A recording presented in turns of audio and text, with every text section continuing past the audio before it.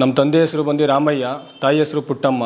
ಮುಂದಕ್ಕೆ ಹೋಗೋಕ್ಕಾಗಿಲ್ಲ sir, family ತುಂಬ ಕಷ್ಟ ಇತ್ತು. ಕೆಲಸಕ್ಕೂ ಸಹ ಓದ್ಕೊಂಡು ಹಾಗೆ ಕಾಲ ಕಳೀತಾ ಇದೆ. ನಮ್ಮ ಪೂಜಾ ಕುಂತ ಗುರುಗಳಾದಂಥ ತೋಟಳ್ಳಿ ಶಿವಮೊಗ್ಗದವ್ರು ಪರಿಚಯ ಆದರು, ಮದುವೆಯಲ್ಲಿ ಪರಿಚಯ ಆಗಿದ್ರು. ಅವ್ರು ಯಾವುದೋ ಒಂದು ಪೂಜಾ ಕುಂತ ಕಾರ್ಯಕ್ರಮಕ್ಕೆ ಹೋಗ್ತಾ ಇದ್ರು. ಯಾಕಪ್ಪ ಈ ಥರ ಇದೆಯಾ, ಮದುವೆಲಿ ಆ ಥರ ಇದೆಯಾ, ಈ ಥರ ಇದೆಯಾ ಅಂದರು. ಎಷ್ಟು ದುಡಿದ್ರು ಏನು ಮಾಡಿದ್ರು ಹಿಂಗೆ ಇದು ಸಾಲ ಬಾಧೆ ತಿರ್ತಾ ಇಲ್ಲ. ಜಗನ್ಮಾತೆ ಕಬ್ಬಾಳಮ್ಮನ ದೇವಸ್ಥಾನ ಇದೆ ಕಬ್ಬಾಳಲ್ಲಿ, ಆ ತಾಯಿ ಒಳ್ಳೇದು ಮಾಡ್ತಾಳೆ ಬಾ ಅಂತ ಅಲ್ಲಿ ಕರ್ಕೊಂಡೋದ್ರು. ಪೂಜಾ ಕುಂತ ಕಾರ್ಯಕ್ರಮಕ್ಕೆ ಹಳ್ಳಿಗೆ ಹೋಗ್ಬೇಕಾಯ್ತು. ನಮ್ಮ ಗುರುಗಳನ್ನ ಒಂದು ಸತಿ ಕೇಳಿದೆ, ಗುರುಗಳೇ ನಾನು ಈ ಕಲೆ ಕಲಿಬೋದಾ? ಆ ತಾಯಿ ಸಾಕಾರ ಆಯ್ತು ಅಂದ್ರೆ ಯಾರು ಬೇಕಾದ್ರೆ ಕಲಿಬೋದು ಮಗ.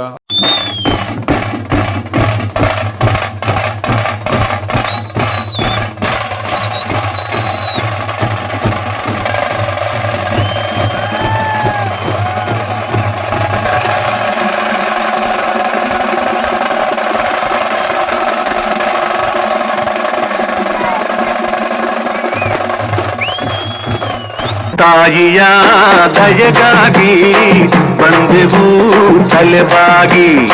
ಪೂಜಾ ಕುಣಿತದ ಹೊರತಾಗಿ ಬದುಕನ್ನು ನಡೆಸಲಿಕ್ಕೆ ಈ ಜಾನಪದ ಕಲೆ ನಿಮಗೆ ಸಹಾಯ ಮಾಡ್ತಾ ಇದೆಯಾ?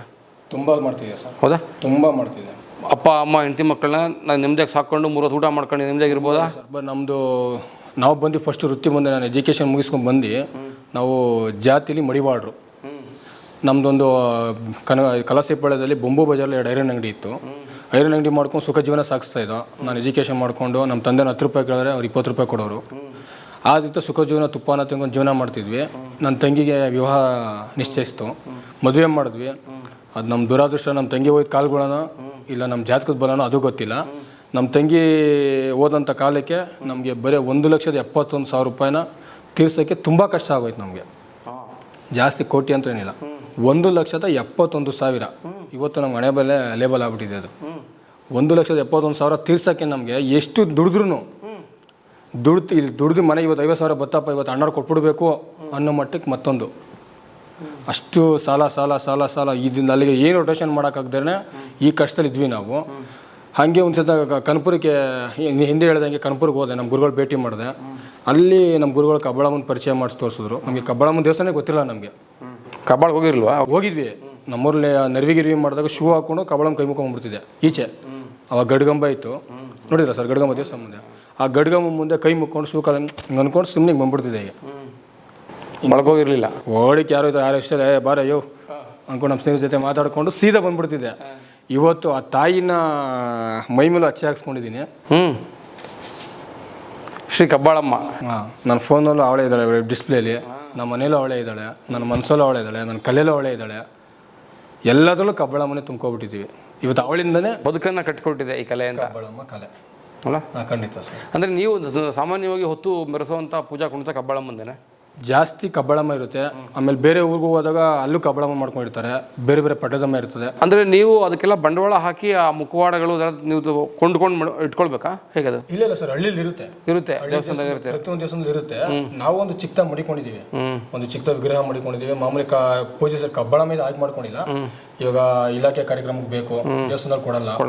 ಸ್ಟೇಜ್ ಎಲ್ಲ ಅಣ್ಣಮ್ಮನ ಫಂಕ್ಷನ್ಗೆ, ಗಣಪತಿ ಕಾರ್ಯಕ್ರಮಕ್ಕೆ, ಮತ್ತೆ ಹೊರರಾಜ್ಯಕ್ಕೆ ಹೋಯ್ತೀವಿ ಅಂತಂದ್ರೆ ಅಲ್ಲೆಲ್ಲ ದೇವಸ್ಥಾನದಿಂದ ಕೊಡಲ್ಲ. ಪ್ರದರ್ಶನಕ್ಕೋಸ್ಕರ ನೀವು ಒಂದು ಇಟ್ಕೊಂಡಿದ್ದೀರಾ? ಹಳ್ಳಿಗಳಲ್ಲಿ ಉತ್ಸವಕ್ಕೆ ಹೋದಾಗ ಅವರೇ ದೇವಸ್ಥಾನದ ಊರದ್ದು ಕೊಡ್ತಾರೆ ನಿಮಗೆ. ಹಳ್ಳಿಲಿ ದೇವಸ್ಥಾನ ಹೆಂಗ್ ಪೂಜೆ ಹೋಮ ಮಾಡ್ಕೊಂಡು ನಮ್ಮ ಹೋಮ ಎಲ್ಲ ಮಾಡ್ಸಲ್ಲ. ನಮ್ಮ ದೇವ್ರ ಮನೇಲಿ ಆ ತಾಯಿ ಪೂಜೆ ಮಾಡ್ಕೊಂಡು ದೇವಸ್ಥಾನದಲ್ಲಿ ಎಷ್ಟು ಆ ತಾಯಿ ಪೂಜೆ ಇದೆಯೋ, ಮರ್ಯಾದೆ ಇದೆಯೋ, ನಮ್ಮ ಮನೆಯೂ ಸಹ ನಾವು ಅದೇ ತರ ಪೂಜೆ ಅಭಿಷೇಕ ಮಾಡ್ಕೊಂಡು ಆ ತಾಯಿನ ಪೂಜೆ ಮಾಡ್ತಾ ಇದೀವಿ ಸರ್. ಈಗೇನು ಕೆಲಸ ಮಾಡ್ತಾ ಇದ್ದೀರಿ ಸರ್? ನಾನೀಗ ಮಾಮೂಲಿ ಮಂತ್ರಿ ರಿಫ್ಲೆಕ್ಷನ್ ಅನ್ನೋ ಕಂಪ್ನಿಲಿ ಮಂತ್ರಿ ಓಲ್ಡ್ ರೆಸಿಡೆನ್ಸ್ ಅಂತ ಅಪಾರ್ಟ್ಮೆಂಟ್ ಬರುತ್ತೆ, ಅದರಲ್ಲಿ ಮೇಂಟೆನೆನ್ಸ್ ಕೆಲಸ ಮಾಡ್ಕೊಂಡು ವರ್ಕ್ ಮಾಡ್ತಾ ಇದೀನಿ ಸರ್. ಅಂದ್ರೆ ಬದುಕಿಗೋಸ್ಕರ ಕೆಲಸವನ್ನು ಮಾಡ್ತಾ ಇದೀರಿ? ಅದು ಸಹ ಮಾಡ್ತಾ ಇದೀನಿ, ಪೂಜೆ ಕುಂತ ಸಹ ಮಾಡ್ತಾ ಇದೀನಿ. ಹಂಗೆ ಒಂದು ಐರನ್ ಸಹ ಮನೇಲಿ ಐರನ್ ಮಾಡ್ತಾ ಇದೀವಿ.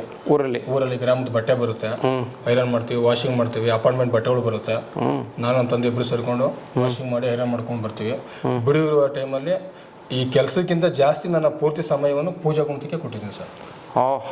ನನ್ನ ಫ್ಯಾಮಿಲಿಗಿಂತನೂ ಜಾಸ್ತಿ ಈ ಕಲೆಗೋಸ್ಕರನೇ ನಾನು ಟೈಮ್ ಕೊಟ್ಟಿರೋದು. ಇವಾಗ ನಮ್ಮ ಫ್ಯಾಮಿಲಿ ಮೆಂಬರ್ಸಲ್ಲಿ ಬರ್ತಡೇ ಮಾಡ್ತಾರೆ, ಮತ್ತೊಂದು ಮಾಡ್ತಾರೆ. ಆ ಟೈಮಲ್ಲಿ ಆಲ್ರೆಡಿ ಮುಂದೆ ನಮ್ಗೆ 15 ದಿವಸ ಮುಂಚೆ ಬುಕ್ ಆಗ್ಬಿಡುತ್ತೆ ಕಾರ್ಯಕ್ರಮಗಳು. ಹಳ್ಳಿವು 15 ದಿವಸ ಮುಂಚೆ ಆಗುತ್ತೆ, ತಿಂಗಳಾಗುತ್ತೆ, ಸುಮಾರು ದಿವಸ ಮುಂಚೆ ಬುಕ್ ಮಾಡ್ತಾರೆ. ಅದು ನಮ್ಮ ಫ್ಯಾಮಿಲಿ ಫಂಕ್ಷನ್ ಬಿದ್ದಾಗ ನಾನು ಹೋಗೋಕ್ಕಾಗಲ್ಲ. ನನ್ನ ಕಾರ್ಯಕ್ರಮ ಹೆಚ್ಚು ಅಂತ ಸುಮಾರು ನನಗೆ ಫ್ಯಾಮಿಲಿಗಳು ಆಲ್ರೆಡಿ ನಿಷ್ಠೂರ ಆಗ್ಬಿಟ್ಟಿದ್ದಾರೆ. ದುಡ್ಡಿಂದ ಹೋಯ್ತಾವ ನೀವು, ಬಟ್ ಅಲ್ಲಿ ಜನಕ್ಕೆ ಗೊತ್ತಿರಲ್ಲ ದುಡ್ಡಿಂದ ಹೋಯ್ತಿಲ್ಲ. ಇವಾಗ ನಿಮ್ಗೆ ಮಾತು ಕೊಟ್ಟಿರ್ತೀನಿ, ಇವಾಗ ನಮ್ಮ ಕಡೆ ಫಂಕ್ಷನ್ ಒಪ್ಸೋದು ಹೇಗೆ ಅಂತಂದ್ರೆ, ಕಾರ್ಯಕ್ರಮ ಒಪ್ಸೋದು ಅಂತಂದ್ರೆ ವಿಳೆದೆಲೆ ತಗೋತಾರೆ. ಅದ್ರ ಮೇಲೆ 101, 501, 1001 ನಾವೇನೋ ಒಂದು ಸಂಭಾವನೆ ಮಾತಾಡಿರ್ತೀವಿ, 10 ಜನ ಬರ್ತೀವಿ, 20,000 ಕೊಡಿ, 15,000 ಕೊಡಿ ಅಂತ ಏನೋ ಒಂದು ಕಲಾವಿದರು ಮಾತಾಡಿರ್ತೀವಿ. ನೀವು ಬರ್ಬೇಕಣಪ್ಪ ಅಂತ ವಿಲೇದಲ್ಲಿ ಹಿಂಗೆ ಕೊಟ್ಬಿಡ್ತಾರೆ.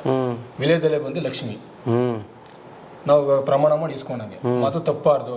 ಈಗ ನಮ್ಮ ಗುರುಗಳ ಕಾಲದಿಂದ ನಂಗೆ 2 ಬಾಳೆಹಣ್ಣು ಫಲ, 2 ಫಲ, 1 ಕಾಯಿ ಮುಕ್ಕಣ್ಣೇಶ್ವರ ಕಾಯಿ, ಆ ಕಾಯಿನ ಮಡಗಿ ವಿಲೇದಲ್ಲೇ ಮೇಲೆ ಕಾಸು ಮಡಗಿ ಕಾರ್ಯಕ್ರಮಕ್ಕೆ ದಿವಸ ಬರ್ಬೇಕಣಪ್ಪ ನೀನು ಮಾತು ಕೊಟ್ಟಂಗೆ. ಅದು ಜನಪದವೇ. ಹಳ್ಳಿಗಳಲ್ಲಿ ಈ ಥರ ಮಾಡ್ತಾರೆ.